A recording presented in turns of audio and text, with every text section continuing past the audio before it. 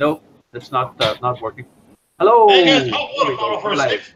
Hello, everyone. Welcome to Amazing Scale Modelers Across the Pond Hangout number 113. I am your host, Liam Dolan, and Amazing Scale Modelers is a Google Plus and a Facebook community of scale modelers across all scale modeling genres and mediums, which inspires friendships from around the world. And today, in this Hangout, you will find it to be an important source of information about the hobby and see firsthand the scale modeling experience.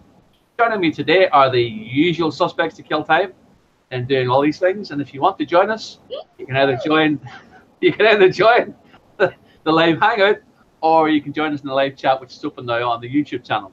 And we hope to get to you. So bring your questions, comments. All are welcome today. So here we go. To explain why this beautiful person here is instead of Jack. Jack's not available because of a personal thing he's had to get sorted this morning early in Pittsburgh. Permanently indisposed. I hope not. No, But we've got someone who hasn't been here for a long time, so I'm sure he'll have lots to chat about. Plus, our usual attendees on a Saturday morning. I have to make apologies for Randall. Randall is currently above the Arctic Circle on a cruise I ship. saw that. As if it wasn't cold enough here, he's gone to get even colder away up. You mean above the Arctic Circle in a cruise ship? Yes. It sounds crazy, but some people do. You mean hovering above the Arctic Oh Circle? no! In the sea above the Arctic Circle. I'll show a picture later on. If you give an example where he is later on, if anyone wants to see it. Right. If we want to go straight in, who wants to go first? Does Bob want to pip in first? Because obviously I know he's up the earliest. Okay. Go for it, sir. Good morning. Good morning. Hello, Morning. Bob. I got lots of stuff for you today because I've been here in a while. Hey, someone's got something. Last time. You were in San Antonio. Yeah, I was in San Antonio last weekend. Oh, you're hairier. I've said it before and I'll say it again. Bob, the master of planes and cars. Uh-huh. An old monogram kit from the 80s. I don't know how you do it, Bob, but Flame, I'll tell you what, mate, you make that aircraft look so damn real. It's not I've funny. never seen one Harrier. It kind of reminds me of the, you remember that scene in True Lies where he's outside the window? Oh, yeah. It's the old monogram kit of the AV-8B Oh. Carrier from McDonnell Douglas. I built it for the This man, look, I'll tell you what, this man 50th could tell anniversary group build. man. You could give Bob a bunch of plastic and say, make something out of that, and he'd still make it look damn good.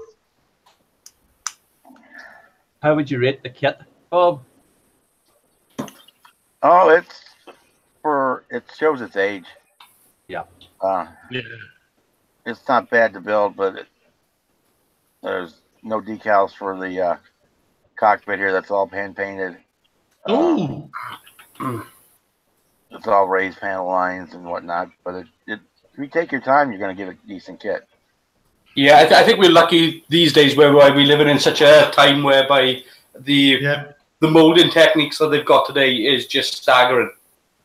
Yeah. Yeah, I agree with Alan. no slide molding parts or anything like that in this type of thing. But you got to spend a little time on it. But when you get done, you've got a model that looks like it's supposed to look like. And Yeah. This is when VTOL was king. This has been VTOL was king. so that was built for the 50th anniversary group build on Facebook. And then what do you got? 50th anniversary of the Harrier. Yeah, the Hawker Harrier 50th anniversary. Yeah. It's hosted by Martin Lamont. Yep. I'll tell you what, those Harriers were damn good planes. Damn good planes. I love them Harriers. Brilliant, brilliant Up next, aircraft. we got. I'll keep them from falling off here. We've got our Ferrari. Big thumbs up from me. F310. That is. You know what? That is not a bad kit to start your F1 building career on, Bob. That wasn't bad at all. It's actually for a snap together kit. It's really well engineered. Oh yeah. That The one instructions twenty-four look a little scale. desired. I've got that. As I said to Bob on his when he put the photos up. That model there that he has takes pride and place. Yeah, that model there that Bob has is taking pride and place on my model desk. That's a beautiful kit. It is a really well-engineered, beautiful kit. It's brilliant. I can't. The wheels turn and everything. Yeah, steering works. The wheels spin.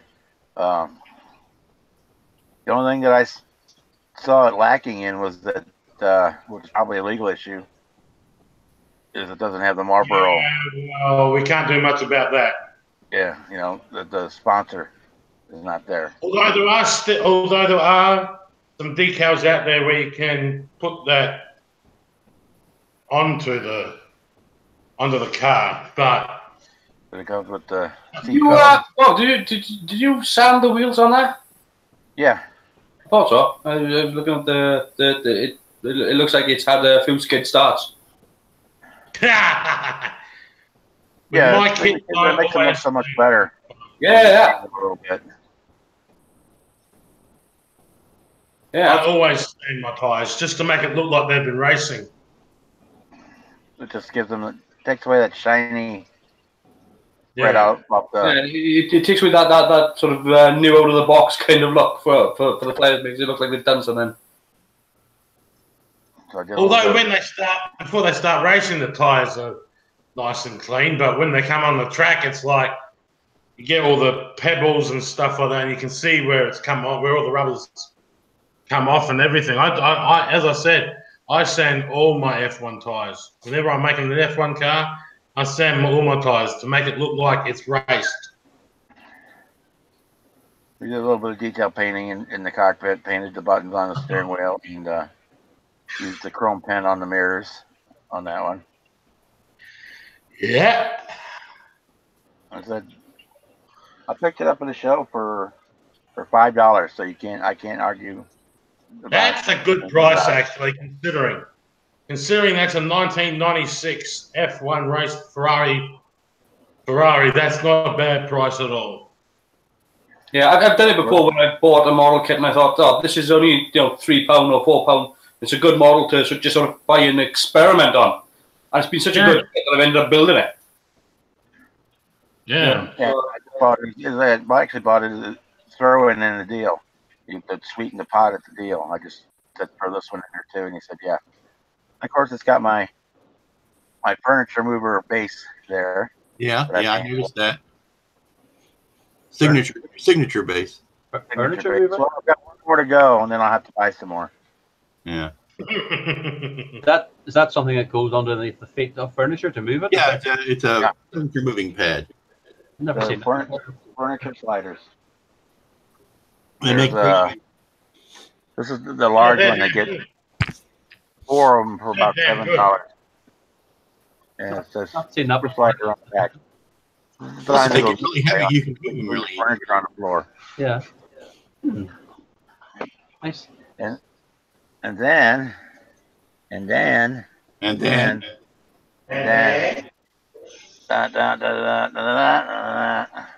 Oh, you're hustler?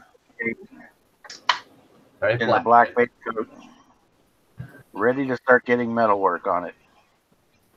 Oh, you got the black undercoat on it. Yeah. Got the black base coat, nice and shiny. Very.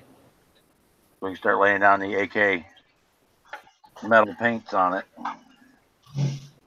Now that you got fingerprints all over it, do you have to clean it off again? Yeah, probably. I'll wipe it down one more time before I start it. I got to mask it up yet. Yeah. Too, so that it's like the nose section here is supposed to stay. You made that for the Batman build. The lawn dart. It's a big old lawn dart. And the Lawn dart.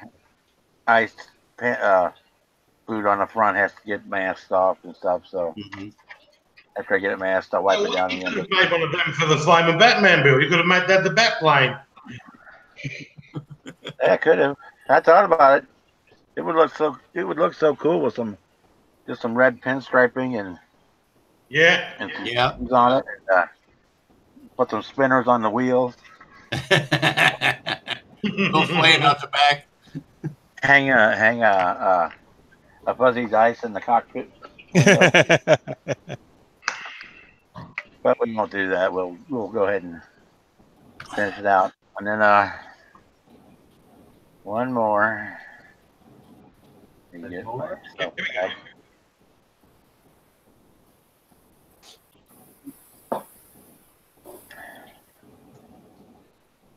Okay, one more click. Click. There's that. The click.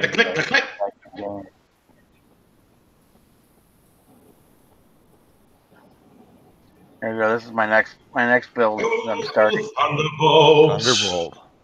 The P47D and 1/32 scale. Nice size. Yeah, it's going to have a good sized wingspan on it, isn't it? Yeah. Very good. Got a resin cockpit for it, which I may save for another build. I was looking at the one in there, and that's how much good is the resin one. So I may save that for another build. The decal sheet here. And That's a pretty big aircraft, considering. That's probably my second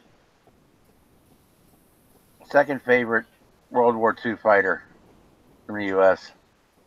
behind the Corsair, and just thinks out the P-38. But those Thunderbolts were a really, really, really good plane. They really were. Well, they were almost indestructible. But that's what I'm working on. Been working on. Recently completed. And, yeah, 2 weeks ago I went to the show in San Antonio and brought home the silver and gold in the sci-fi, not Star Trek or not Star Wars category. Well, Star Trek or Star Wars. I'm glad to see that they've got so much sci-fi and that they have to pair it out like that. They have 4 categories. They have Star Trek, Star Wars, sci-fi ground vehicles, and then other. Wow, and that's growth in my eyes. That's with the Fire Flash one of gold and the Battlestar Galactica Mark I Viper took silver. Now, how many entries were there? Do you think? At the show, there was almost 900 in those categories. In sci-fi, yeah, probably about 40 to 50. That's lovely. That's lovely. I'm glad to see that increasing. Well done, Bob. I know it's 3D printed JJ prize there. A Borg tactical cube was built. A whole bunch of almost every ship of the line in Star Trek, and quite a few of the Star Wars stuff. But yeah, I was real surprised. Take both silver and gold in the sci-fi category. Hey, Bob. So that's that's all I've got for you today. That's you up to date, and so it was worth the drive then. Oh yeah, we had a great time. Yep. It was, to be honest, it was great seeing. Oh, I must admit, watching the show on the Sunday, it was great to actually see the guys that you actually talk to when it's just Boyd on the thing. I mean, Bob was a cheeky bugger. He just came in and went, we'd had a few drinks before the show started. Well, there you go. That explains it. That explains it. I had a lot less than the other guys did, but yeah, we had a few drinks over dinner before the show started. But the thing was, it was great to put names to faces and everything like that. It was really great seeing you all. Great stuff, Bob. Can we move on? Is that you? That's all I got for you today, Liam. What about the opposite of Bob? Not an early starter, but a late starter. We move on to Heath. Hi, Heath. What have you been up to? Well, I've just finished my Jordan EJ10 today, Liam. Saw that on the Facebook pages. Yep. It looks very. I can't believe how well it turned out. To be honest, I really can't. It was, to me, it was just. I am not presenting to anybody now. What? Knock it off. For you. That's the way it works. You take the screen when you start your turn to chat. But no, I've finished my EJ10. That's my first kit for this year. But my other kit that I'm doing, I'm going to be starting another kit after I finish watching the Clipsal 500 over here. Well, not the Clipsal 500, the Adelaide 500, which is the street race over here. I don't live that far from it, so I can hear it. So, Whether you like it or not. Pardon? Whether you like it or not. Whether I like it or not. Yeah. Yeah. So is that? I mean, have you got any pictures you want to put up, or will I show them? I'll try. I'll try and find one. I know I've got them. Or I can do it from the Facebook page, whichever. Here we go. Which one's the better one out of this lot? Here we are. I forget how to screen. A lot of decals for that kit. Oh, there was. Hell of a lot. Carlin, I'll tell you, there was a hell of a lot. Yeah. Hell of a lot. But It looks good, though. It looks good, man. It's Where's the screen share? Right, there it is. Now, oh, jeez. Bugger. I forget how to share. I forget how to find and share. There you go now. I've got it up on my screen. yeah. Yeah, there she is. That's the one. That that is probably, that car there is probably the best, in my opinion, is probably the best Formula One car. That front wheel, that's the only way it could go on, like that. It looks like it's had a bit of a hit with a wall. But the rest of the car, I mean, that's my favourite side, right there. I mean, I had to make some modifications onto the rear wing because every time I do a Formula One car, I have trouble with the rear wing. Every time. Frustrates me. But as you can see with that front tyre, that's the only way it could go on. The rest of the car was a perfect fit. It was the only trouble that that's the box there. But the decals went on with no problem whatsoever. It all fit. Parts all fit except for that front tyre. It was probably one of my best models I've ever built. I mean, I love the look of it. Randall was here and said, see, you can work with yellow. In fact, I did paint those tyres yellow. The inside tyre is yellow. The rim, yeah. I can see your other interest in the background there, the Xbox steering wheel, is it? Yeah, that's mine. That's where I do my sim racing. Right. That's where I do my sim racing. So what's next on the schedule? Well, I've got to finish off my Lotus 99T. That's been waiting patiently. While I was building that. You got some Star Trek kits as well, yeah. Pardon? You got some Star Trek kits recently too. Yes. Don't talk to me about it. Oh, right. The motion picture. Oh, I was so angry at myself. I should have scanned those motion pictures. I mean, they're only small. They're like about that. They're like the 1:500 scale. Yeah. And I thought, I might try and put the decals on the little Enterprise. Oh, yeah. Here's a face. Yeah. I take it off the paper, and it just crumpled. It literally just crumpled in my hand. And I'm going, that's either bad decal paper or just bad decals. That's when you So paint what it I basically did was I said, right, I just said, right, that's it. All I'm going to do is I'm just going to paint them. I'm not going to put the decals on. Everybody knows what the Enterprise looks like. Everybody knows what the Reliant looks like. And everybody knows what a Katanga looks like. So I'm just going to paint them and not even bother with the decals. And they can make up their own mind. Yeah.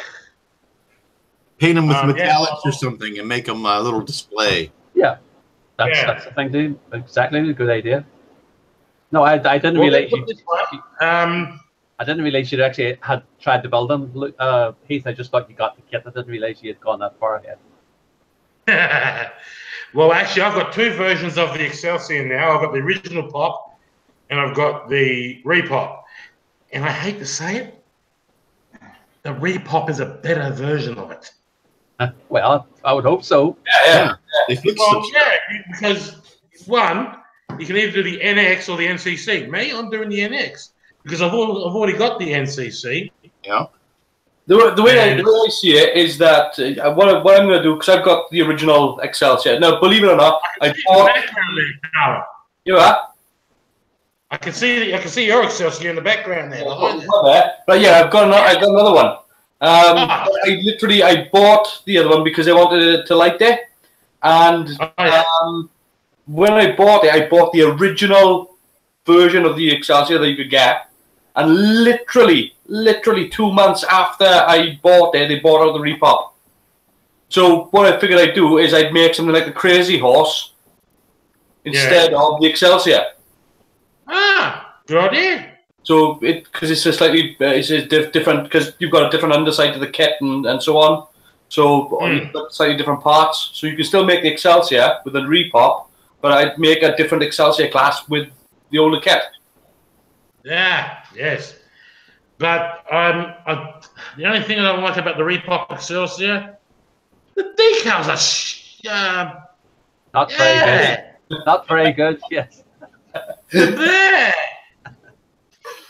They're just blurred. There's nothing to it. I mean, there's nothing to them. It's just like a little round bit where it goes gold. And I'm going, that's it. You know what? Once I saw those decals, what you really need is somebody who can do, I don't know, say paint masks, maybe. Do anybody know anybody like that? I'll ask around. Because the thing is, I was thinking of getting the Aztec decals for the repop Excelsior because I was watching. I regularly watch Boyd's videos. I know, Mr. Smiley, we're not allowed to say that here, but he said that the round 2 Excelsior Aztecs were very nice and very well done. But I was talking to my wife about this. And she goes, it's almost like you buy the kit and then they want you to buy like the Aztec decals at the same time. Yeah, it's all about profit. Yep. Yeah. Well, and I'm going, that's a bit of a rip. That's a bit of a rip. You give us the shonky ones, then you want us to buy the good ones? Yeah, they've done the math and they figured out if they added them to the kit, people wouldn't buy the kit because it would make it too expensive. So they found something that they could break away from the actual kit to keep the cost of the kit down to where more people would afford it. And the people who really want to go the extra mile with the Aztecs can go ahead and buy them. Well, mine only cost $70 over here.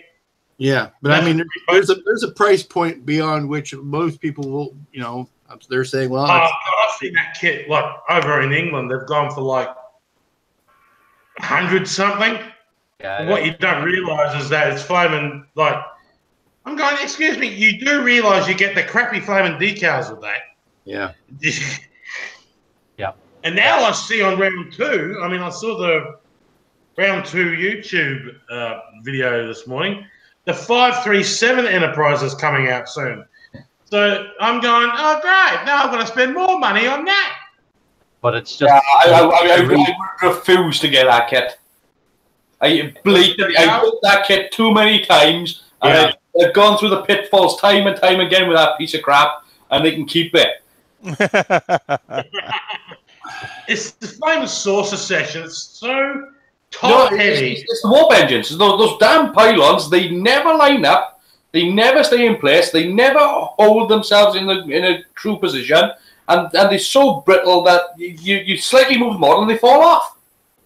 Well, that and the whole bumpy texture of the skin. Yes. Oh, That's a lot of crap, thing that. that they put all over it, engraving. It's 3 miles deep. Ah. It's not engraving. It's adding on. Yeah. Well, that's it. It's all this. They got up with a smooth kit, didn't they, originally, and then they sort of encrusted it. Yeah, they get all over it. Well, let me put it this way. Now, for those who do remember, I was building one of those 1357s. I was doing the Star Trek 4 one, and what I did was I got to straighten it, and that actually helped out a lot because it straightened out the lines and everything like that, and then you just had to sand back that. But I find it weird that they've got the strong back, which is separate from the side of the model. Yeah. But surely that's going to produce a weakness, and it does. And then you've got the pylons then that are separate from the strong back. So it's unnecessary engineering. The way they should have done it was they should have kept the neck. They should have kept the secondary hull as 2 hull pieces. You're saying the strong back is the weakest point. Yeah, and you are talking about a 30-year-old. Yeah. Well, you've got 2 halves, which is your secondary hull. Then you've got strong back pieces which go on the top, which are left and right. Then you've got the nacelles which attach to the strong back, and the neck attaches to it as well. So you've got a force pulling it that way, and these force pulling it this way as well. It's like pizza banana. What they should have done was the basic problem is the Enterprise does not lend itself to gravity. Yeah. Now, saying that, I will talk about my Revell one in a little while, and the engineering in that, the German engineering works. Yeah, this German engineering, what are you on about, pal? Of course it works. Yeah. The thing is, with that 137, well, the one that I had, the Star Trek 4 one, every time I did one, it is so top heavy. You try and put the saucer onto the neck, onto the strong back, where the flaming neck, the saucer joins to the neck. You have to flame and glue it like nearly 5 times just to get it to stick, and that's the bottom. And then when you put the top on, how it goes. One of the real problems with the model is that most of the time with the 1537 is that it's so badly engineered that you have to technically build it upside down. Yeah. This really, you build it upside down and you've got stacks of books propping stuff up, trying to hold stuff level and all. I had to do that with the pylons, as you said, because the pylons were so weak. Yeah. You couldn't, as you said, Colin, as soon as you put the nacelles on, it just, I mean, you spend all that time and it's not only that they pull them apart, they twist as well. Yeah. Because the nacelles are back rear heavy. So when you put them on, the actual thing will twist around. So you'll have one nacelle pointing up here, one nacelle pointing down here, and the Enterprise is faced that way. Liam, I think we're losing Jim. Oh no, I'm going looking for something. That's all. No, I think we got the weeds on the track, and I think we lost Jim. He doesn't look sorry. Jim's asleep. No, yeah. No. But the thing is, with the 1.5, although if you think about it, 30 years ago, that was the only that's the only Enterprise we had. Yeah. So before we had the 350, before we had the Excelsior and everything. Oh dear. So what you're telling me is all that time I spent sanding down all that Aztec details, a waste of time? No. No, because they bring it up, they still got it. Still got it. The repop has still got all that crap on it. Yeah, it does have no, but I mean that's an after sanding. Yeah. Oh. You can see the amount of time. That's exactly what I'm talking about. Yeah, but You put again, all that work into it, and then it just. and I am determined to finish it because, and that's the bottom. Have you seen, Oh. yeah. Go Have you seen the lounge windows? Sorry. Think how much stronger your You bicep. know the lounge windows? Yeah, at the front. If you look at them, they're really thick bars. Oh yeah, yeah. Just I don't know if it probably won't show up, but they are. They are. See, I mean, Yeah. look at that. I know it was, and I have two of these as well. But I didn't give up on it, but I just got so frustrated with it. I went on to, and saying that, I've spent so much time on this Enterprise, sanding out all of the flaming Death Star trenches. I may as well be doing the 1537 Enterprise. Yeah. yeah. But I feel with the old AMT Turtle kits, you may as well just open the box, pour some glue in, shake it, and see what falls out. well, that, I mean, just pour some glue in here. What happens? Well, that's a good starship. Maybe we could come back there. Yeah. But the thing is, though, there we go. as they call AMT, assholes, modelers, trenches. Yeah, or I call it all model trash. Yeah, all model trash. I've had so much trouble with AMT cars. It's not funny. They're not You funny. try and find them. I mean, my General Lee, which is the MPC one, I sanded back the front right to a fine degree. Do you think I can put the right front wheel flush? I'm guessing no. No. I swear that once they design the model, nobody ever builds it to see if it works or not. yes. Oh yeah. That's very. Thankfully, in this world of 3D printing and imaging and all the rest of it, that tends not to happen anymore. But Yeah. and again, we'll talk about something else that was announced yesterday later on as well, which seems to demonstrate that. You're gonna get. Right, Luke. We'll wait. A certain vessel. Yeah. You had enough, Heath. Now don't say any more, please. On the other hand, I'll keep something for later on. Give me on the other hand, Liam, I have built a model that was so well engineered they didn't even account for the thickness of paint. Oh yeah. That is actually the case with this Revell Enterprise. Yeah, I mean, I've put things together and it's like, okay, their 3D test shot worked, but they weren't allowing for the thickness of paint or glue or anything else. Yeah. And I'm looking at you, Bandai. You're not meant to paint the Bandai kits, that's to paint them. God damn, I love that company. Which kit are we talking about here? Pick one. Pick one. Yeah. Okay, perfect grade Falcon. Pick any Bandai kit. Awesome. Pick another one, okay. Snow Speeder. Pick one that I've built. The TIE Fighters. Okay. The droids. Slave One. Yeah. So this company you don't like because of their engineering, you don't mind building their kits. No, it's not that I don't like them. I'm just saying I've seen It's so well engineered. They just. I've seen kits that you have to sand down where you've painted it to get it to glue together. I mean, it goes both ways. There are things that are over engineered, and there are things that are, like you say, they don't put them together once they've designed them to see whether it fits. Well, there's times when you look at AMT and you question whether or not it was engineered. Yeah. or is the monkey still alive that did it? Yeah. They produced this kit in a quarry. Yeah. Yeah. Well, there you go. But that's right. The monkey bought this. If we move on through our list of attendees here, what about James? How are you doing, James? What are you up to? I'm doing pretty good there, Liam. Yeah, I'm just getting back into the working on the bench here after Biblia. Well, I'm still waiting for parts for my. You were celebrating birthdays as well, of course. I'm waiting for my Arduino boards to come in. They should be here at the end of this week. but so I can get back on my Arcadia.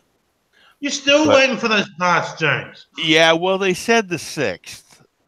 So You had to check. you can blame the holiday. Yeah, which some of them take up to 3-4 weeks off. So Yeah. yeah, And the country shuts down during the holiday. And it affects the postal service as well, because I'm waiting for something not model related. Yeah. And it's been delayed for the same reason. But what can you do? You just have to be patient. No, there's not much you can do. You just have to put in the time. But I have got some parts in. I got my fiber came in, so I got my fiber from the fiber optic company. It looks like. Yeah.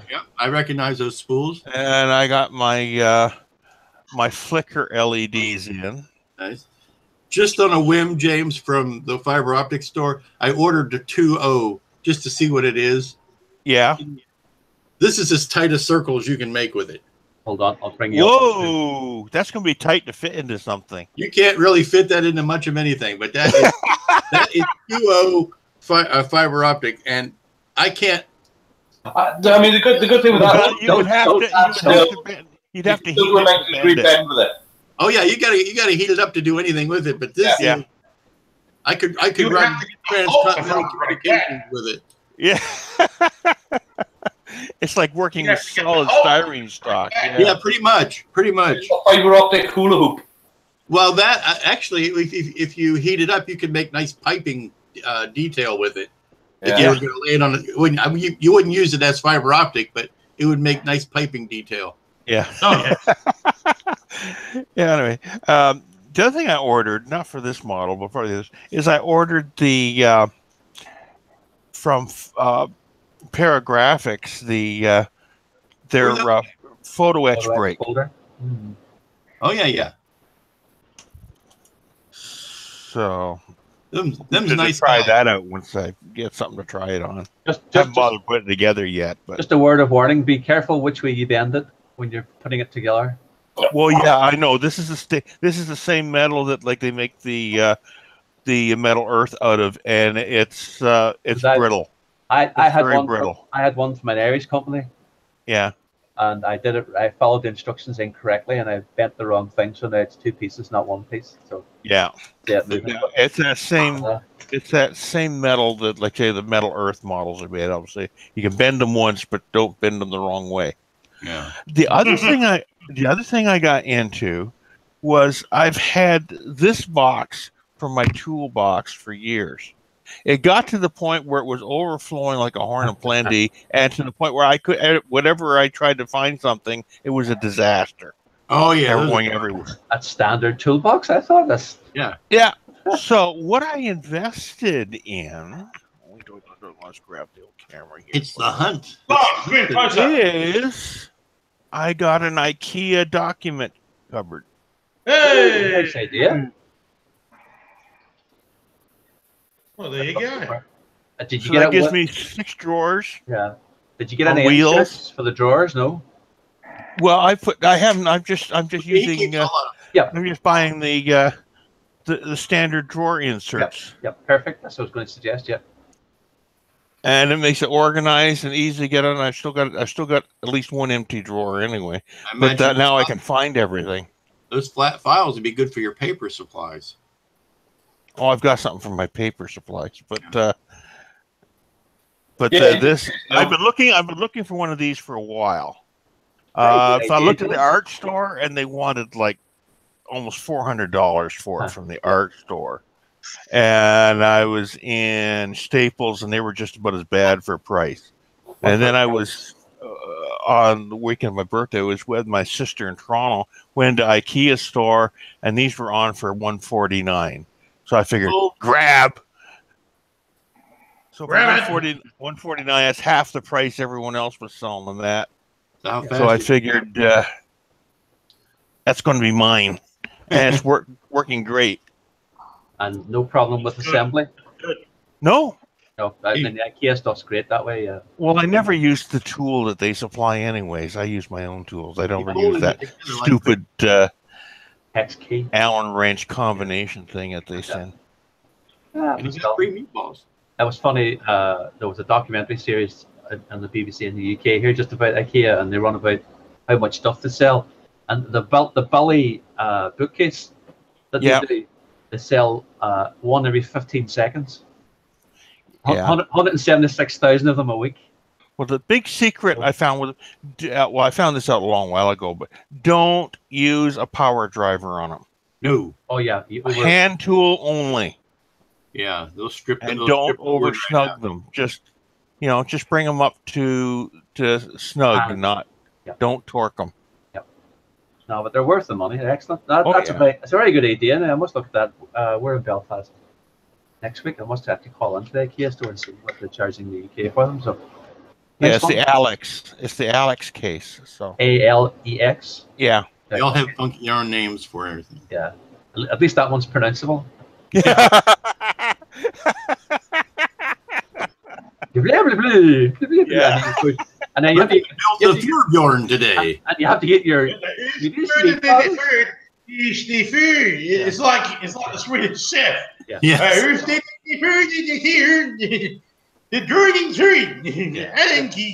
So anyway, the fact I got that and got my toolbox off my desk, I've now been able to get more space. desk space back. Yeah. And much too neat. So right there, so I gained another foot and a half of my bench back. Now, I was going to say, you're going to trip yourself over if you've got another foot. Yeah. Yeah. Another hand would be much more useful for modeling, but that's not it. Exactly. Yeah, it's a bitch to buy shoes. Yeah. And covered it again with I bought a cutting board and cut it to fit so it fills into space. So I got cutting board all along. So now I got space. I can leave my soldering iron and power supply on my bench now, so I can put it in the back corner. So it's there. I can get it anytime. I don't have to keep putting it away all the time. Funny, Toys R Us in the UK are closing down, and there's one about 400 yards from me that way. Yeah. And they're selling all of their display materials. Ooh. Yeah. And I know it's next Wednesday they close, so I'm going to wait till Wednesday and go down and see if I can get anything. A lot of Toys R Us are closing, aren't they? Yeah, all of them now. Carwin, all of them. Yeah. Oh, they're all going to go. They're all going to go. They're all chapped. The whole chain's going to go belly up. Our big supplier in the UK for I need electronics. I heard Mappin's is getting trouble too. Maplin, yeah, that's what I was going to mention. If I need an LED or a switch or something in a hurry, their prices are insane. Yeah. But again, it's 400 yards that way. But that's hopefully it doesn't happen. But there you go. It's just the way things have changed. The internet and Amazon have had such an effect on everybody. Yeah. I finally missed Radio Shack this week when I was looking for switches. I had to order some online because you couldn't. I used to walk in or driving down to the Radio Shack and picking up switches. Yeah. No good. No, not anymore. Oh. I did order some wrapping wire while I was there, Liam.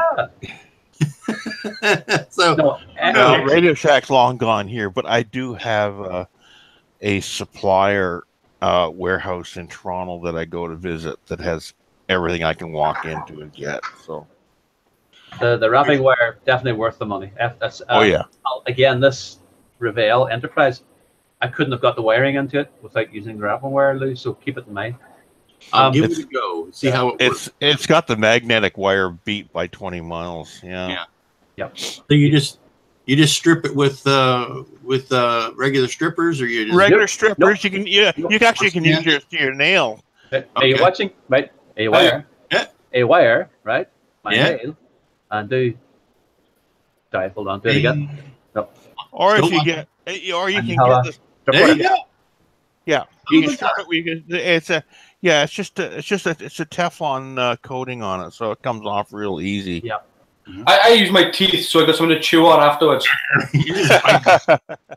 That's some teeth. But you can get strippers that go down to like 32 gauge. So. Oh, you can get strippers, all right. Yeah. Yeah. But just I prefer the 38 gauge stripper myself. Any stripper you can get hands on. Yeah. have a bit of practice with it, Lou. And this is one other thing I found useful was when you're doing a positive and a negative, to give it a bit more strength. when you're running the wires, twist the wires so they twist into one another. Uh-huh. Yeah. And it gives them a little bit more, you know, they'll sit where you put them. Yeah. And the same when you're feeding them through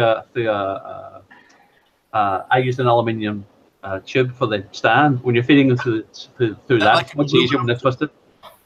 Yeah, it's the same stuff.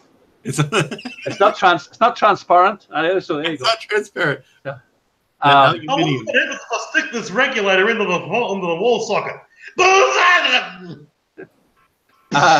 James, is that so? Now you're waiting for the electronics to arrive, and that's you at the minute. You're sort of stuck in.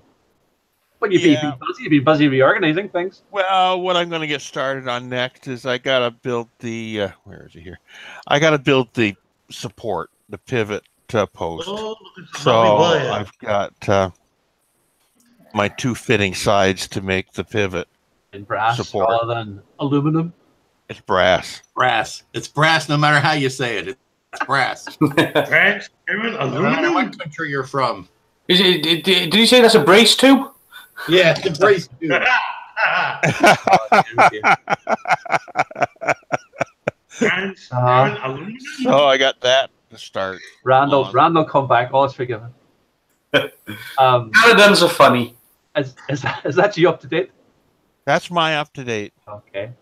So we'll toss a coin between Carwin and Lou. Who will it be? Go for Lou. Go for Lou. Oh, no, I'll go for Carwin.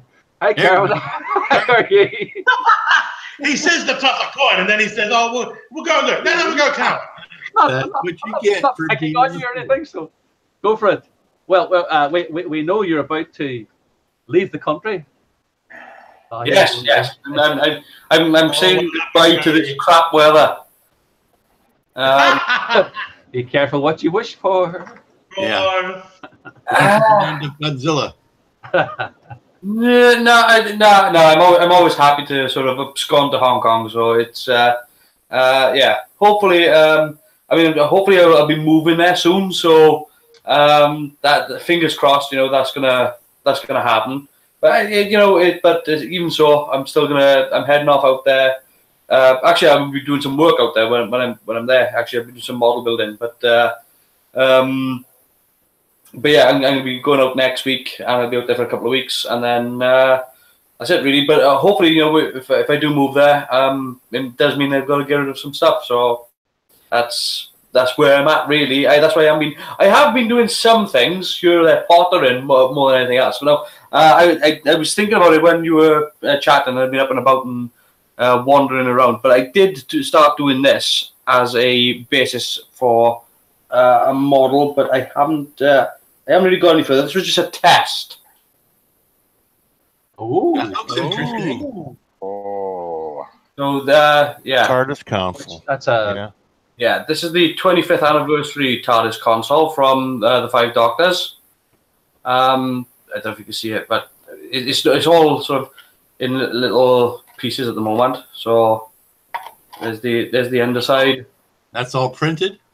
At the moment, yeah. It's there's the base for it. So it needs clean up and all that. I done it as a test because really I wanted it much bigger, as a much bigger console. But you get there's That's very nice.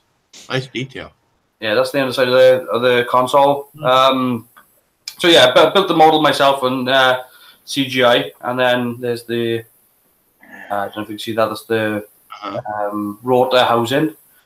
With some of the detail on there, but the console itself, the buttons and so on, come out a little bit messy in places.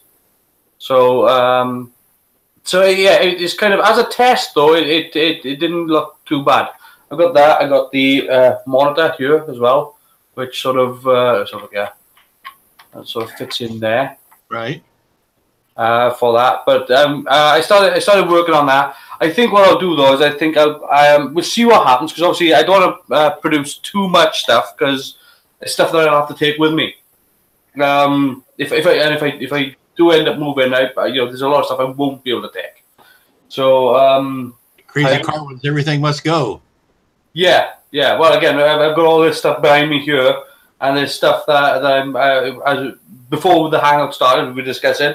But yeah, there's stuff here that I'm gonna be sort of I don't want. This stuff. It's one of those situations whereby it's tough to say goodbye, but at the same time, you got to look forward to the future. And so yeah. How much for the D and the E? For the D. The D and the E. Oh, now you're talking. I have no idea. I haven't thought that far ahead, pal.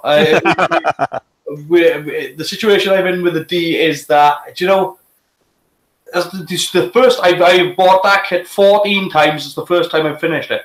Because it's one of those kits. It's just one of those ones that you just like blowing up, I suppose. Well, pack them and take them. You can always buy new clothes once you get there. Yeah. Yeah. My suitcase is only so big, and I've got a 3-story house that I've got to get into a one apartment. Yeah, steamer truck. So like stuff that's going to be going, right? So if I do go, the stuff that will be going, things like my Red Dwarf. Oh, don't sell that. Oh. My Red Dwarf model, which is, as I said, let me just go for a transporter right now. I think it's up there. Lou's writing down a list, I think. Yeah. Where the magic happens. So there's that. I've got the only thing I really want to take. I'm desperate to take with me. Is probably my Starbug. Yeah. Up there. Yeah. Ooh. Don't tickle the Starbug. Yeah. You've got it, man. He's such a cute model, man. I like flipping around his back and tickling his belly. Are you taking a container? Is that how you're getting your stuff out there? Yeah, you can sort of on the flight you can arrange to take a box. So you can take your luggage and plus a box. But I'm not sure what the weight restriction is on the box and things like that. So you can only take a limited amount of stuff. And again, I will have a limited amount of space. I'm not going to be able to fit this entire house into an apartment. Yeah. So there's stuff that's just got to go. Like I've got 1,000 DVDs I've got to get rid of. Everything must go. Yeah, absolutely. I'm not. Even if when I do start selling stuff, it's not going to be like this is going to be like $500 or something. It's not going to be like that. It won't be. But I got my TARDIS there as well. Let me just. And ladies and gentlemen, this is called Everything Must Go in Wales. Welcome to Crazy Carwin. Come on down to Crazy Carwin. No, it's a QVC shopping channel. Yes. He's hearing voices. Yes. So here's that is beautiful. Yeah. It's mine. But yeah, so this is my. There's your solution, Carwin. Yes, put everything in the TARDIS. Put everything in the TARDIS and take the TARDIS. Yes, I wish. Thank you, Liam. You caught it at the same time I did. Great minds think alike. Is it bigger on the inside? Take everything and stuff it in the TARDIS, and that's all you got to carry. Yeah. It will. I know. If I ever had to move, it would be very, very difficult to decide what to get rid of. But that's the thing. I mean, like the way I see it is that like things like my Galileo and like my runabout. My runabout is one of those ones because it's such a difficult kit to come by. Yeah. It's not a question of do I want to get rid of it. If I could get that kit tomorrow, it'd be gone. I wouldn't even think about it. But because it's such a difficult kit to come by, I have one. Carwin, if my life can help you in any way, I will tell you this. The best way for that to come back out and be repopped is to spend a lot of money to keep it. If I spend a lot of money on a kit that's rare, within a month it will be announced that it's being re-released. Yeah. exactly. Yeah. But I mean, one question about the Vorcha. Yes. That one there, is that available? That will. It's just been re-released. Yeah. Yeah. So I have no problems in getting rid of that. That'll be an afterthought. That'll be like Those are literally a dime a dozen. It's fully lit. It's got a full light in it and everything. So same as the Battlestar, same as most of them there really. The other thing, I am in two minds about the tricorder, the next generation tricorder, because it was a nice computer. But at the same time, what one of my friends said to me was, well, you're skilled enough, you can actually just remake them. Yeah, but something small like that's not really delicate. You could pack easier than something that's got a lot of parts that stick out that might snap off. Yeah, but again, it comes down to the fact that it's not a question of not wanting to take it with me. It's a question of have I got the space there to That's true. That's true. keep it. You know, you've got to remember. I've literally brought my entire upstairs downstairs. Yeah. It's my entire house is now sort of getting emptier and emptier and emptier all the time. So it's I have. It's sort of like that tiny house bit where they take everything they own and they put it in one box in the center of the room and say, "This is as much as you can keep." Yeah, exactly. That's exactly what you've got to do. Is you've got to look at. You know, you've got to remember you're going to have your apartment with your furniture and your clothes and kitchen and all that. But then what you've got left then is, you know, maybe I might be able to have two cupboards maybe. Yeah. And that'll be it. You know, two cupboards, maybe a set of shelves. I don't know. Whatever you hang from the ceiling. Well, that's it. I got the stack there for all my parts and stuff and electronics and so on. Which is 5 stacks, has 6 stacks high. So all this stuff got to be worked out and gotten rid of. You know. So I've got my Klingon ships, my Narcissus. The Iron Man helmet. I think the Iron Man helmet's going to a friend of mine though. So, what about the phaser beside the tricorder? Is that what's lighted? Was it just? Yeah. The Vorchar's fully lit. Yeah. I don't know. How much do you want for it? Let's not talk about filthy lucre on that live chat. Yes. No live stuff. You can chat afterwards or whatever. Yeah. Okay. There's. That's beautiful. That's pretty work. Yeah. That's beautiful. He never does anything else. So yeah, let's see if I got a power supply here that I can electrocute myself with. There was one here. You can obviously see Carmen's interest. I mean, it may be worth your while putting a list up or something on the Facebook page or. Yeah. To that stage, and obviously postage costs are obviously the unknown quantity. Yeah, but I mean that's the thing. Like I said, I won't be charging the earth for my kits and so on. You know, particularly because it's not that they're not worth it. It's just that I can't really sort of. There you go.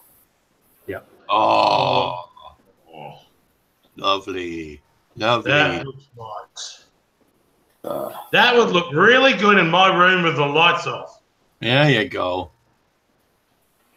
So yeah, You finally made that ugly ship look good. There's a bridge in that. Well, where's the actual bridge? Is the bridge there? Yeah. That little triangle piece? And I've got the deflector there, which I actually changed the piece for. I actually made my own sort of deflector piece under there because it was much better than the one that came with the kit. Yeah, I agree. As you can see that there, but yeah. Yeah, she's all fully lit and ready to go. You know, and it's got some nice details on it and nice paint job and very nice. So yeah, there's a lot of the stuff like, for example, shit, don't do that. Oh, and then the earthquake hit. We actually did have an earthquake last week. Yeah, at 5.4, which was fun. So yeah, I mean, I've got my Independence Day attack cruiser.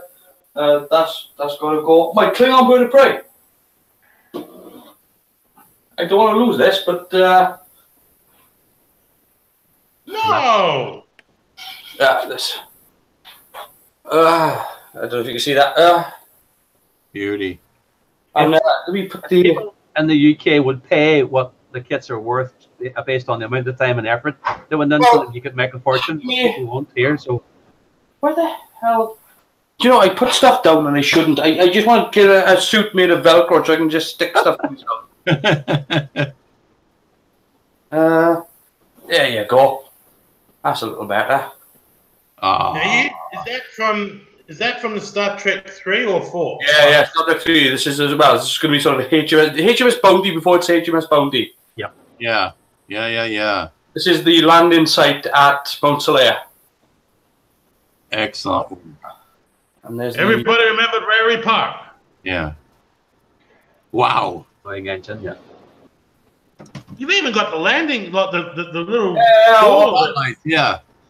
Oh, Is that's the Reed Pop version of it? yeah.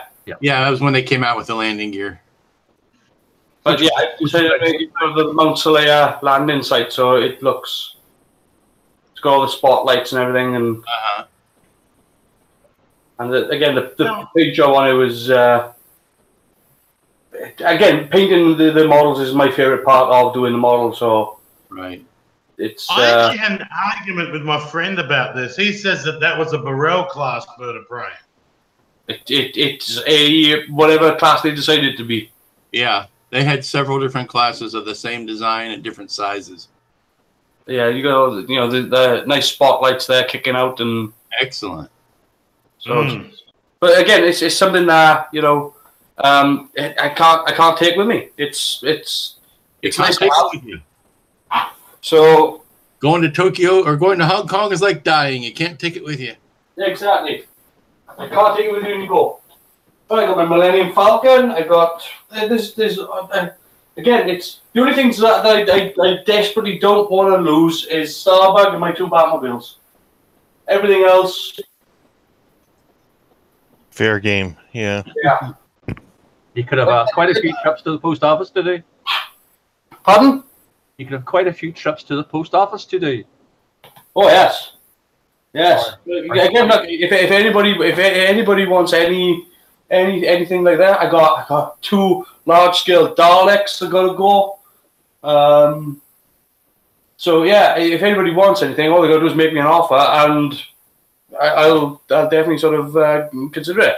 Well, then mine's not going to get anywhere because of the exchange rate.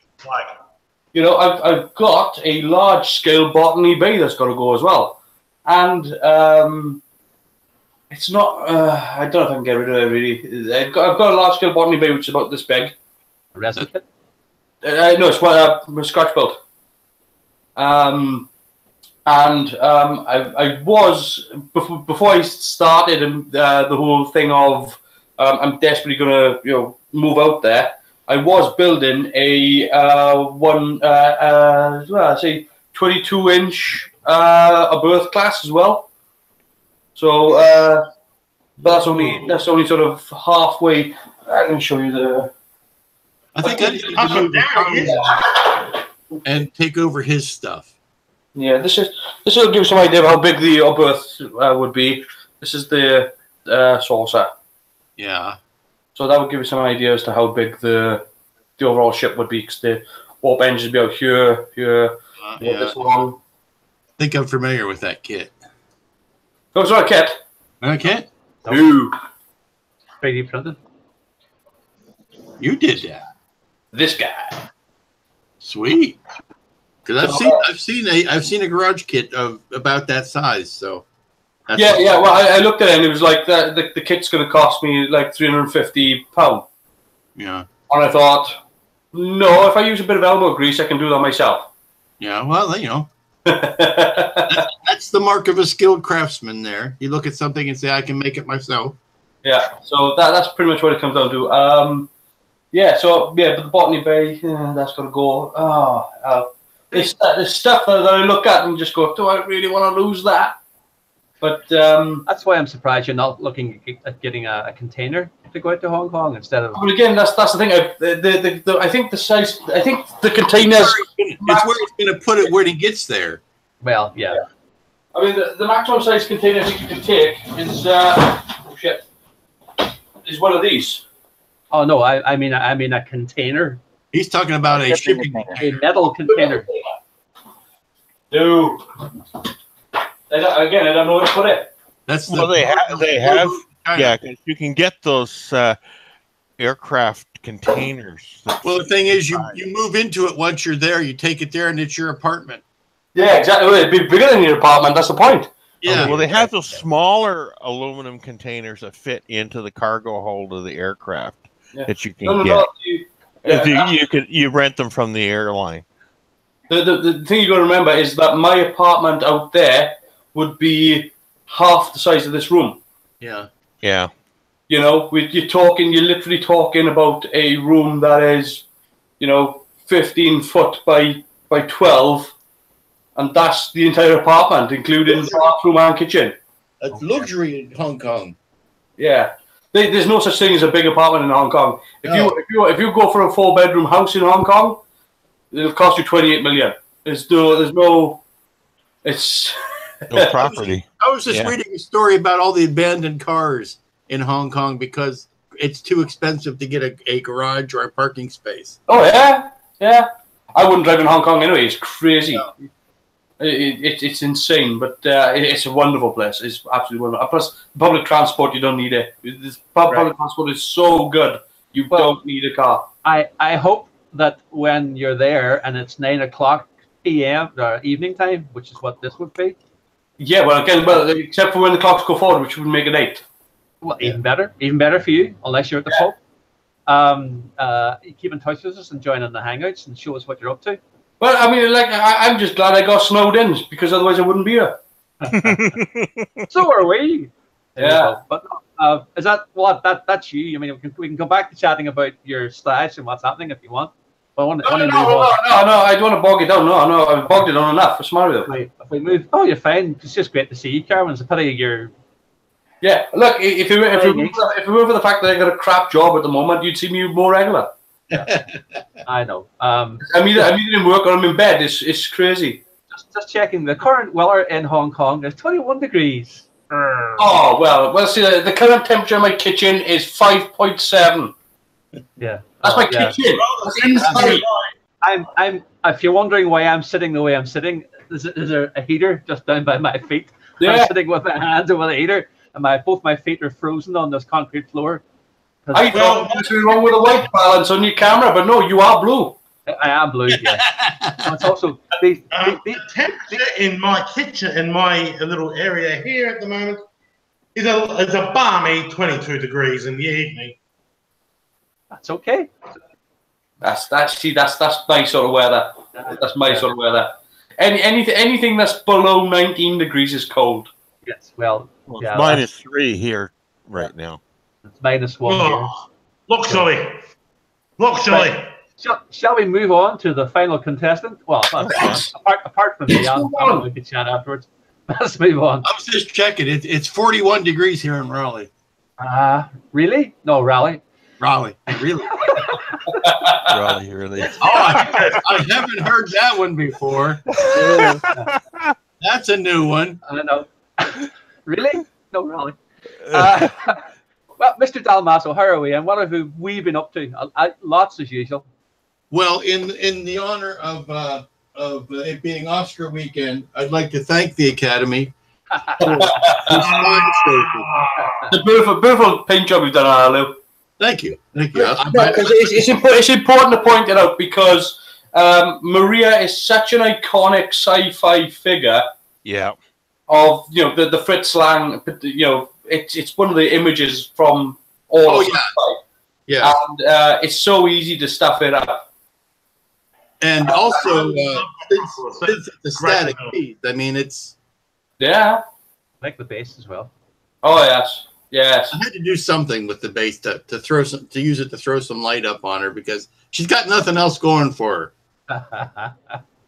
Oh, she's such a great character, though. I love her in the film. I absolutely love her in the film.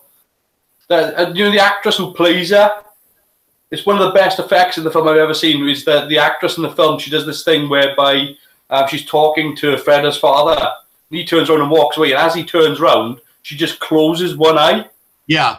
And it's incredible how she does, because there's no scrunch up of the face or anything. It's just this. She just closes one. And the thing is, I think she was like 19 at the time. Yeah. And she's amazing in the film. It's such a good film. and fit into that suit like you wouldn't believe. I mean, it was one of those dudes, you thought Anthony Daniels had a hard time. She was like, you know, these were German filmmakers. They didn't care, get in the suit. But yeah, such an amazing character. I love the film. I do. I think it's such a good, because like a lot of people said, oh, it's biblical, but for me, it's more obvious in the underworld. It's that sort of because she's sort of like a doppelganger of Maria, and you've got all that going on. Yeah. Well, right, and you know, she was supposed to be the reincarnation of Rotwang's wife. Yes, exactly. Actually, but no, she was Fredder's. Maria was in love with Freda. She was Fredder's wife, Hell. Yes. And Rotwang had a thing for her, so he made it was creepy on all kinds of levels.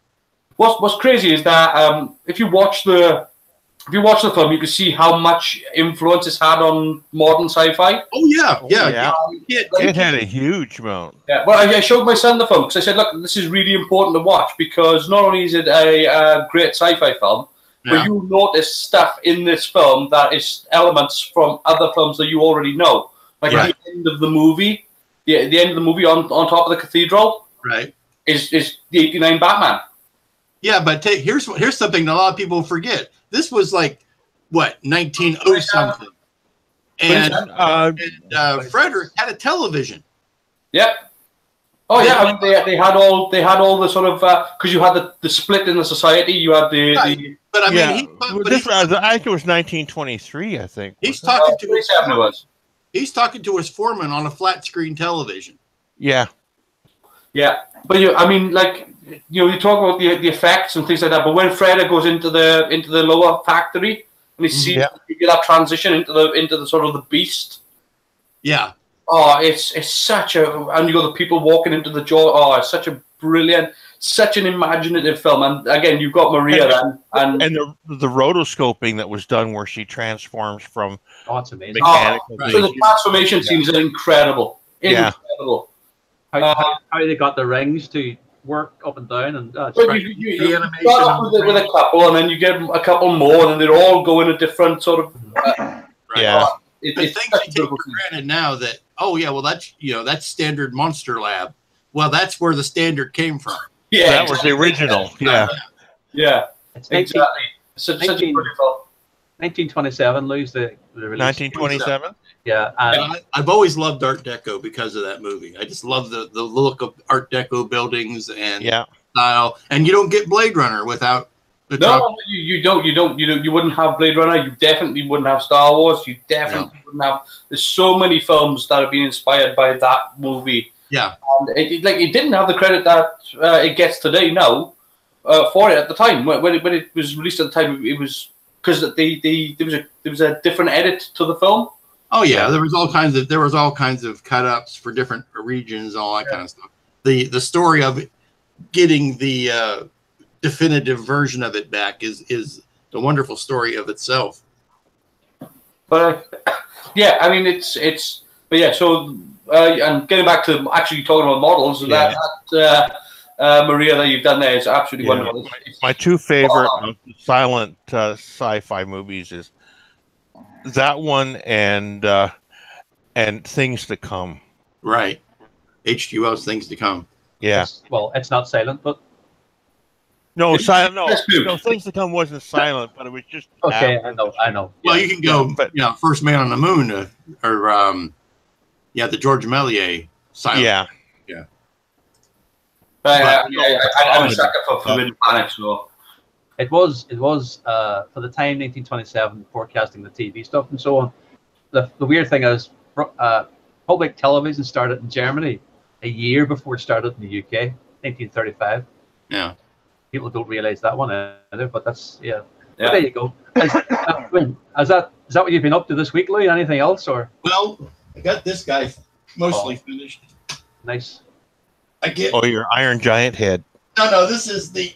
Oh, good Lord. Oh, no. B2SO. Oh, that's the. Oh, that's not there. That's the. K2SO. B2 K2SO head. Yeah. Oh. It looks heavy. It is heavy. Can I just say something, Lou? Huh? You for the audio in K2SO. Yes, You've used an Adafruit audio effects board, right? I did. Yeah. Now, I actually had one of those when I built a model TARDIS for Keith Purcell. And whilst we were in the Hangout, I had tested it all week. And when we were in the Hangout, I plugged it into the USB to show him, and the preamp caught fire. Ah, Now, I tried to get in touch with Adafruit over it. I spent about a week, 2 weeks trying to get in touch with Adafruit. They were absolutely no help whatsoever. So you want? I know you would like to use the big dog boards as well, right. and so you might want to, I don't know, get a backup just in case. Well, I've got access to this board so that I can get it out if I need to, and I'll keep that in mind. But I haven't had a spot of problems with it. No, but I said I was running the Adafruit audio effects board. And the reason why I chose that one was because it's got the 2 ports on it for the speakers, for a left and right speaker. And I was running it for over a week with absolutely no problems. I was doing the TARDIS sound effects with landing, taking off, all that stuff. It was great. But I plugged it in, and the next thing you know, you could literally see it glowing orange and it was all smoking off. I'll keep an eye on it then. I mean, they're not cheap boards either. So No. that's the important thing as well. So. No, but this is the 2 meg board, Mm-hmm.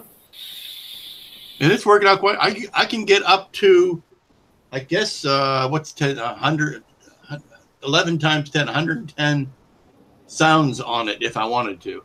Yeah. And they're good boards, but like I said, when mine stuffed up, I couldn't get any help out of Adafruit at all. They were absolutely no help whatsoever. well, I wonder if these are the same people that made Jamie's boards. Oh, yeah. Good. Yeah, that's a good. Yeah, I never know. Maybe the reason. Are you? Well, I'll talk about boards, effects boards, in a little minute about something else. But is that you at the minute, Lou, or what? What are you? That's pretty much me at the minute. I just got a email saying that my switches from Radio Shack should be here today, so I'll be back on getting the wiring done up on K2 this weekend probably. And anything up and coming? Oh well, there's something coming later this year that I'm sure you want to talk about. Yes, I know. Yeah, I think it'll be interesting to see what happens with that one in the UK, whether it's a mortgage level or something reasonable. We'll see. I'm hoping that we'll see it. We'll have a test shot for Wonderfest. I'm sure that will be the first time anybody in the public will see it. And you perhaps might be asked to do some masks for it? No, well, yeah, I'll probably be doing some masks for it. I'm sure, because there's a lot of plating there that needs to be painted. Yes. Well, we'll come back to that one in a minute. Yeah. Where I am at the minute, as I've chatted every time we've been on the Hangout for I don't know how long about this thing. So I'm finally at a point where it actually is one piece. And that's the Revell. That's the Revell 1650. After a lot of, you love getting the ones with the grid lines and filling them in, don't you? I don't actively go out and seek them, but yeah, it just seems to work out that way. I was talking about the engineering thing of this. You can see it's a good kit. Sorry, it's a good kit. It is a good kit. It's just so stupid again why they put all of those stupid grid lines on it. You know, they'd have been, if they'd scaled up, they're about 4 foot deep. It just doesn't make any sense at all. So an awful lot of work getting of all of that, and the same on the bottom. This is epoxied in. This rod's epoxied in 2 pieces of wood inside. The whole thing goes together. Well, if I was doing it again, I would do it slightly differently. I would make connectors for all of the wires from this piece, right, and all of the wires from the nacelles. And the nacelles have 3 wires. The main saucer has 10 wires. So what I would do in future is I would have a little connecting board. The problem I had was when I was trying to get the engineering hull and the nacelles all to go together at one time, I literally would have needed 3 hands. But the join here, I don't know how, there's a little bit of filler there at the minute. Mm-hmm. But the join was so tight. This is when I'm on about the engineering thing again. the kit itself, when you put it together, you can actually put it together and put the saucer on, and it locked in place. It was solid. Yep. So getting that on was easy.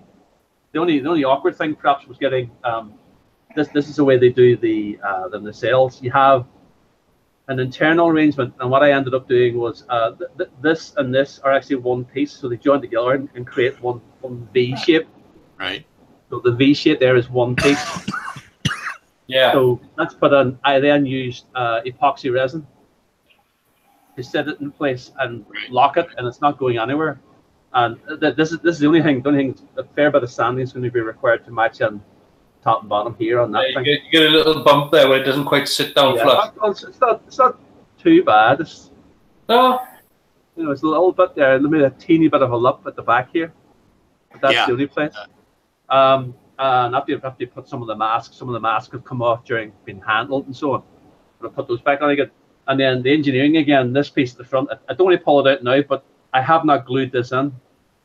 I've left it that if it's pleased, I don't want any Jamie situations happening. So this can actually be pulled out so I can get at the wiring that's inside. Right. But it's all magnetic wire, and it all comes out, and you've got then at the bottom. Yeah. Which doesn't. So I have to fit this into the display board, which is down here, and another layer of coat of paint on it.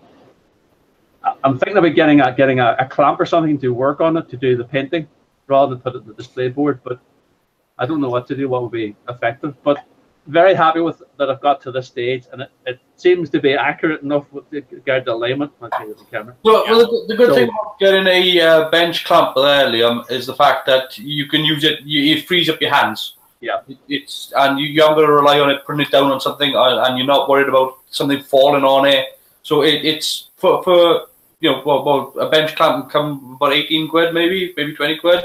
They have them in Maplin, so I'm tempted maybe just to get one as it's just around the corner, and it's still operating at the minute, still in business. Yeah, so it is worth it. I use them all the time, and well, not anymore because obviously it's packed away in a box. But no, it's such a simple thing. You just clamp it onto the bench, and you can do whatever you like. Then you've got just be careful you don't cramp the aluminum tubes. Yeah. You're supposed to clamp into a bench, not crush into a bench. What's the matter with it? No, we just wanted to hold steady. It's either that, or I thought then perhaps as an alternative to that would be get the bench clamp, put a larger tube in it. Mm-hmm. Yeah.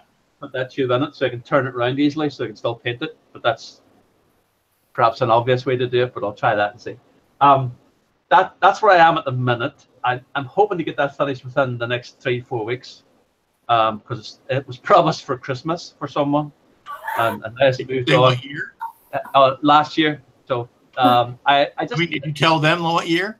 Well, he's happy enough. He's not sort of shouting and screaming and getting annoyed, and it is a sort of a commission build in the sense that he paid for the kit and he paid for the board, and he's paying me for whatever our things I use. Well, then you better get it done. Yeah. The annoying thing is I'm sort of at the stage now thinking, that's actually quite nice. I don't want to give it to him. No, the only thing about doing enterprise models, I built a few, and I've got. One second, let me just. What you do, Liam, is you use that as okay. I've learned my mistakes on that one. So that one. And I do have another one. Sorry, another one. I know I have another one I bought too. So. This is my old AMT one, right? Yeah. Which I have one of those. It's not engineered the same because obviously it's done in 3 parts, right? Yeah. So you've got the top, the bottom part, and the left and the right and the top. It's crap engineering. It's AMT. So I had to redo all the underside and put the rings in and reshape the saucer, reshape the bridge, the whole lot. But what I've decided is that the next time I do an enterprise model, I'm not putting the stand in like that. I'm going to be putting the stand in the side. Yeah, do it from the side mount. Do it from the side mount there, out there and down. Because it's great to have it like that as a desk model. Mm-hmm. But if you've got it coming from the side there, you only ever see the Enterprise sort of from this side. Yeah. You're doing a Smithsonian version. Yeah. So, if that stand is coming out there, look at the range that you've got to see the model. Yeah.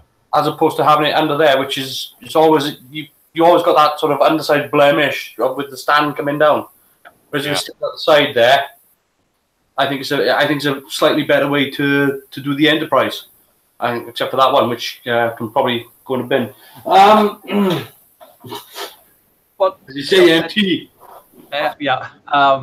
But certainly the reveal, their thinking behind what they did with that kit just seems, they did such a good job of. Oh, yeah, it's and then human engineered. Then ruined it again with the silly grid lines, but then. You look at the Voyager kit. The Voyager kit is an older kit, but you can stand on it. Yeah. It's such a strong model. It's such a good. And again, the Enterprise one that you just had there, I've got one of those, which I done for the. I done sort of the Deg TOS 0.5 conversion to it. Because it was only 20 quid for the model, so it's like, I can butcher this, no problem at all. And I'm not worried about it. They're still selling.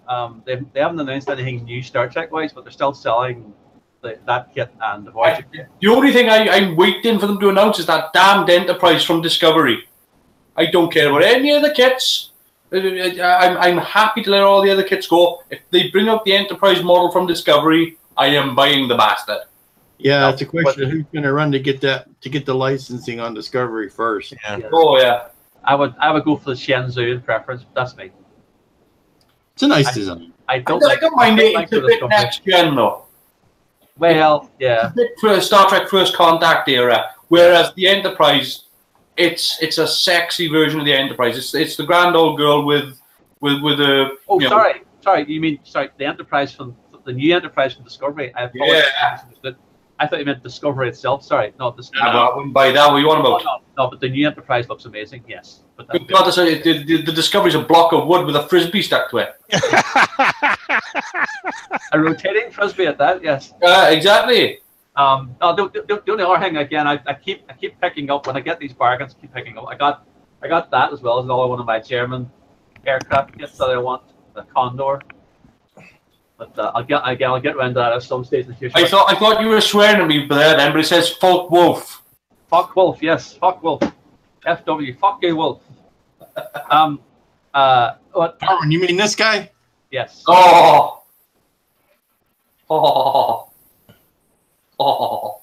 You sexy bitch. Yeah. It will be. Well, surely it should be Mobius then. If they not got the Discovery, no. They don't have license, Luke. What the bloody hell was J.J. Abrams thinking about? I mean, seriously. That's the past. The only thing, if I had to fault one part of it, it's that landing bay bit at the back seems a bit. Yeah. Exaggerated, but that's to me it makes sense because you'd have a landing strip going into the bay. You wouldn't want to land in the bay. Yeah, that's true. So that makes logical sense to me. But the ship just looks sexy as hell. Speaking now, and that's why we kept this to not the end, but near enough the end. Speaking of announcements as hell and reveals and whatever. Hold on a second. Don't blow it. Don't blow it. No, don't worry, I'm here.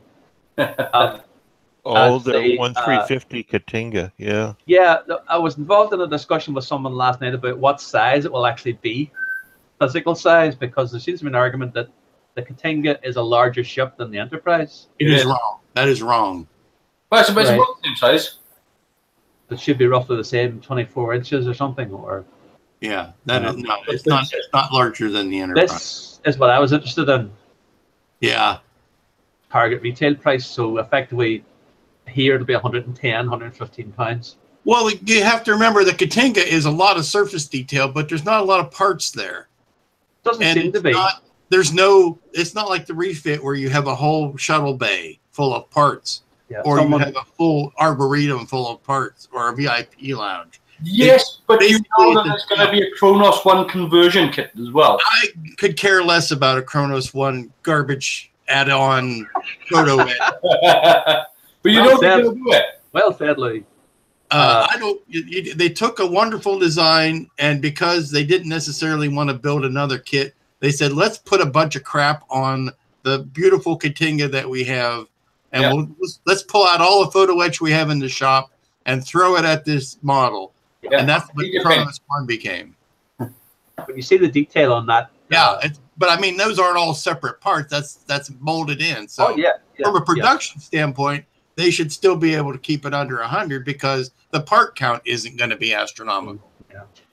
I've seen people on Facebook talking about buying 3 of them. Yeah. In order to recreate the motion picture scene at the beginning, but I think doing the V'ger to scale might be a difficult part of that. But I'm starting to work on the scale V'ger. I'm going to start on a 350 scale V'ger. It would stretch from here in Northern Ireland to you and Raleigh. Yeah, pretty much. And that's the scale version. Gearhead Workshop on the chat page is saying that he says it's 24 inches long, so that is approximately the same as the Enterprise and the TOS Enterprise. Again, but you got to remember, there's a lot of negative space there. It's not a full block like the refit is. Yeah. I wonder if they'll have any form of strengthening for the neck. I would imagine. It depends on how it's engineered, really. It depends on how it slots into the. Yeah, but body, I could see easily burying a brass rod in there. A brass rod? Yeah, okay. A brass rod to run wiring back and forth. Yeah. I can see that doing that easily. But it's on my list, and I think it'll be on almost everybody that builds Star Trek kits list. So you see, scroll back up there, Liam. Do you see that picture right there where you see the shuttle bay? See that crack right there in the center? Yeah. That's what's happening to my model that I got from Richard Long. Is my crack? That crack is opening up on my kit because of the weight of the. Because of the weight of the front of the ship. Pulling it down. Yeah. So having a 350 done in styrene is going to be a godsend. Yeah. I mean, you just plastic weld it. Yeah. They're talking about doing a lighting kit for it as well, but again, there'll be any amount of people bringing out stuff for it. So. Oh yeah. Well, see, here's where my good buddy Paul at Paragraphics, I'm sure will be doing the Kronos 1 photo etch. If you want to go ahead and do that, he may even be designing the stuff for Polar Lights. I don't know, but I prefer my Katingas uncluttered. Agreed, definitely agreed. But it's definitely it'll be everyone's Christmas list. I think will be. Oh or on several lists actually. So we'll see how it goes. But no, I'm looking forward to that big time. I just hope that they're talking about September, October time. Yeah, I'm thinking they want to get it out for Christmas. Yeah, and then allowing a delay to get to the UK, perhaps 6 weeks, 2 months. So I know Carwin's probably going to make room in his little tiny apartment for one of those. Yeah. Just open the window, hang out on the balcony. Hang it from the ceiling. Can't but wait and see. It's a question of, again, I have 3 of the refits in the 1350. I have 1 TOS 1350. I've got 1 NX01 1350, which I keep talking about doing. I have another X-Wing to build. That's my next build after it finishes the Enterprise for someone in return for a favor. So that's going to take me a while. But what I'm probably going to do is build something small, quick in between to get my mojo back a bit. But the reason I mentioned the X-Wing is that we had a chat the last time with Bernie Pottrell on the Hangout, and I thought it would be ages and ages before they would have their soundboards, or not their effects boards available. But Neil Wooding from White House Models, he posted up on the Facebook page yesterday or Thursday that they've already done the TIE Fighter coding, they've done the X-Wing coding. Both of those effects boards are available now for, I think it's £31, 95 pence. Yeah. So I'm hopefully getting hold of one soon to try it. It's worth pointing out as well. I mean, I know Bernie. In fact, I've been to his house. Just across the water, across the bridge. Yeah. He's a great guy. He's the guy who taught me how to program control boards. Because I didn't know anything about how to use Millis and things like that when it came to programming. And I can assure you, if he's saying that these boards are the thing to have, then you can believe it. I genuinely, he's a great guy, and he's absolutely spot on. He knows his stuff. And those boards, because you done the Hangout 2 weeks ago where he was on. Yeah. And he was talking about it, and he was saying about how you can control multiple using one output can does something like 500 milliamps, I think, on one output, which is a crazy amount for a control board. A crazy amount, because like at the moment in time, I'm using the microcontroller boards from Arduino, and the maximum they can output is 40 milliamps. So if you've got a one output that can output 500 milliamps, you could control entire lengths of, of this stuff. The lighting board that's in this enterprise is a Big Easy Modeling Solutions lighting board, and it's very similar in scale and the size of it. So, but the way he got around it, he added on there's a transistor section underneath the board, which controls all the power requirements, and that's how he get around the LED limit. But Bernie was saying something about you got about 10 LEDs in each of those channels. Yeah. So I mean, like, but at the moment with something like an Arduino can handle 2 white or 4 red per output. Yeah. Whereas if you're talking about 10 outputs, 10 LEDs on one output, you're looking at an incredibly powerful board. So it's easy enough to add to an Arduino. You can easily add a driver board.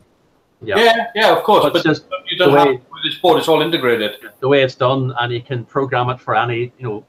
He's asking for suggestions for requirements. If someone needs a Starship or a TARDIS or whatever it may be, yeah, they can do, just needs a tweak. Didn't you say it could also run audio as well? There's a separate output on it. That's what I was interested. You were talking about the Adafruit board. Something like that could be controlled from this board as well. Something by another set of, another set of switches, another command switch or something. So, it's they looked at having a soundboard for all of their models in Wildhouse models, but it ended up, I think they were, in one sense, they were too ambitious. They wanted to do everything. Yeah. An amplifier and stereo amp and all the rest of it on the one board. It was just getting too expensive. So they decided against that, and they've gone for this idea of perhaps in the future added in. Yeah. But, and they're open to suggestions. If anyone, I'm hoping Neil couldn't make it today. He talked about perhaps trying to do it. Couldn't make it today, but he's on about doing the next Hangout in 2 weeks' time. So by that stage, I hope that I've gotten one of the boards. I'll do up a mock-up of the lighting and see how it works. The X-Wing effect, you've got the flickering engines, you've got the lasers, you've got the cockpit lights flickering or going off on, maybe you've got R2D2, and you've got the cannons each side of the cockpit. So he says it'll do all of that. Oh yeah, no, I can believe it. He'll, like I said, he told me. Look, you've seen my next gen tricorder. Yeah. That programming, with the way I programmed it, was not right. When I asked Bernie about it, and he just went, "No, do this, and it looks fantastic." When you knock that thing on, it looks amazing, and it wouldn't be like that if Bernie didn't help me clean it up. He knows his stuff. When it comes to programming those sort of boards, he really knows his stuff.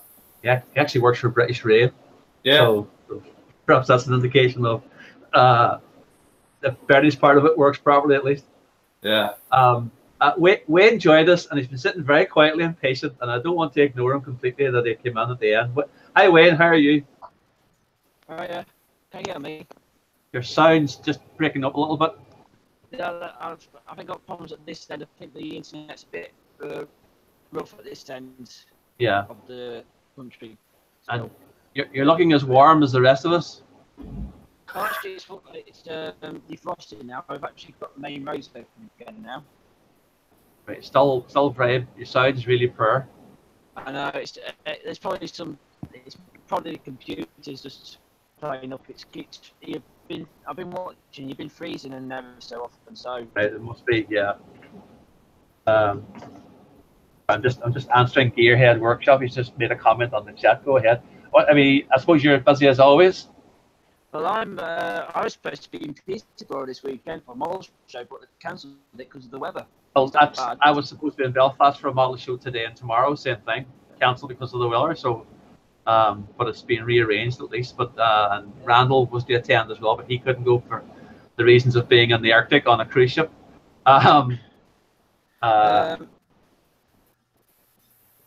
Hopefully my camera will pick this up. This is what I've been working on, the Clear ME262. Oh, Oh. yeah. I've seen the photograph of that. It actually looked bigger in the photograph. I'm surprised that it is that small. Yeah. So what I'm doing is doing a half and half. So you can do the inside. I think I may have done the green at that green colour a bit too green. I think it's supposed to be a bit more yellow. I don't know. In cockpits, what have you haven't welded it at all, or you can't tell from the. But I think No, the I green haven't welded it. I was just trying to do like a factory fresh. Yeah. So Thank Oh, you. I'll picking try to test it to make sure it all Lock goes it up. together before I glued it. Right. But no, it's a nice. I wasn't aware of the clear kit at all. It's a nice looking idea. Yeah. And I got. That's one of the engines. Your picture's not locked up at the minute. He stopped presenting me now. Right, that's you now. Yeah. Are you doing the engine as a separate unit? Well, I'm doing one on the dolly, on the trolley, and then Yeah, I'll see that now. Yeah. I'm not And it's done. Is that done with AK paints or? No, actually, Tamiya's own brand. Right. Titanium gold. Oh, you're really bad, Wayne, breaking up. Silver. Yeah. Yeah, it's. I think it's just. I think it's something wrong with the computer. I think there's something wrong with the soundboard with it. I don't know. It could be the internet because it does break up badly when you've got a problem like that. Yeah. Just on the side here, Gearhead Workshop on the chat lines on about the Big Easier doing a one-off board for his resin kit of a Catan. I'm not familiar with Gearhead Workshop. Does anyone else know this stuff? He does kits. Not sure. Maybe, possibly. I don't know, but I've asked him if he has something like that, he should join one of the live hangouts and show us what he's making or what he's producing, if he is producing them as kits. It's coming up on 4 to 3 now, so and my feet now feel like 2 pieces of ice. Oh, sorry, there's Wayne again. Hold on, I'll get back to Wayne. Hold on. That's all right. I got B1. I finally got my Gloucester Meteor. Okay, and that will be chasing the V1, is it? Actually, I got I got the V1 rocket, but somebody's actually making a 148 scale launch ramp for it. So I may get that and build a diorama off that. Yeah. Sorry, I was starting to say there. My feet are like 2 blocks of ice, and I think I bet. I was just saying, they got the Tamiya kits actually got ballast included. Oh, for the Meteor. Yeah, and the 263. But yeah, that's about it in a minute until the snow clears. So I'm going to order some more kits because I was supposed to do some model shopping while I was at the shows. Right. Okay. Tomorrow. Okay, Wayne. Hopefully you get your internet connection solved as well, because it is really, really breaking up and sounds awful at this stage. But it's a pity. Would have liked to have seen that. I'll say just the internet's been running slow. I think it's just computer. I think it's. Yeah, I would do a speed test. Speedtest.net. Run the check from that and see what speed you're getting. If you're below 2 meg, it's pointless trying to do the Hangout. It just doesn't work. Yeah. But well, hopefully for.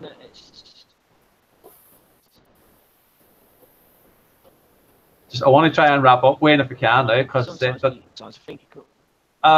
just want to say thanks for everybody for turning up today for Carwin, and hopefully for the next Hangout you will be in the heat. Hopefully. Yeah. Well, think of all the rest of us all freezing our feet off. Well, I definitely won't be here by the time the next Hangout is on. Right. I will be 5,000 miles that way.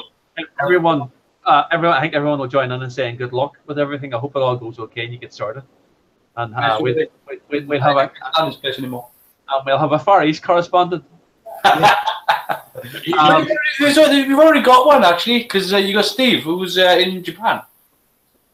He never joins these hangouts. I know he does, but he never joins. It's a lot. There's so many people in our groups, between the Google Plus group and the Facebook group, but they won't join the hangouts. Why are we so horrible?